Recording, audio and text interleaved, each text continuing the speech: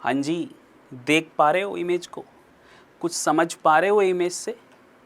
नहीं समझ पा रहे तो मैं बताता हूँ। हनुमान जी चले हैं कहाँ पर? सूर्य की ओर, उसको लपक के खाने के लिए। क्यों? भूख लगी थी यार, चंचल मन था। माता से पूछा गया कि माता भूख लगी है, क्या खाएं? माता ने कहा कि बाहर जाइए, पके पके फल मिलेंगे, खा लीजिएगा। अब चंचल मन बाहर जाता है, कहता है सबसे पका हुआ फल तो यही दिख रहा है जो बड़ा ही पीला है, बड़ा ही सुनहरा है और बड़ा ही रसदार दिखाई देता है। तो लपक पड़े हनुमान जी सूर्य की ओर। और इस पूरी गाथा को बताया गया तुलसीदास जी द्वारा हनुमान चालीसा के एक छोटी सी चौपाई में। और कौन सी शताब्दी में? 16वीं शताब्दी में, ये भी ध्यान रखिएगा। तो क्या कहा गया तुलसीदास जी द्वारा, जो मैं आज आपको फिजिक्स का टीचर बताने वाला हूं, क्योंकि बड़ी ही इंटरेस्टिंग बात है, तो ध्यान से सुनिएगा। कहा गया चौपाई में, जुग सहस्त्र योजन पर भानु, लिलियो ताही मधुर फल जानू।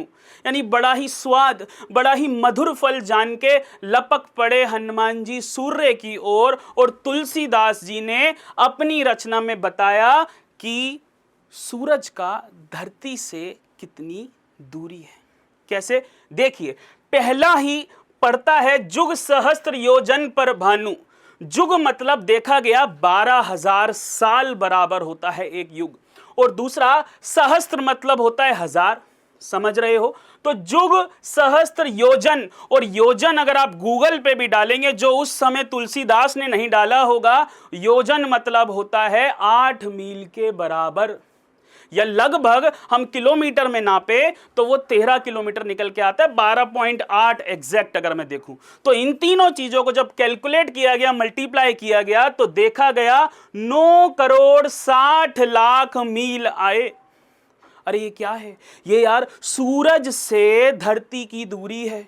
तो आप समझे, 16वीं शताब्दी, जब किसी को दूरी नापने का कोई आइडिया नहीं था, और तुलसीदास जी ने अपनी चौपाई यानी हनुमान चालीसा में यह चीज बता दी गई।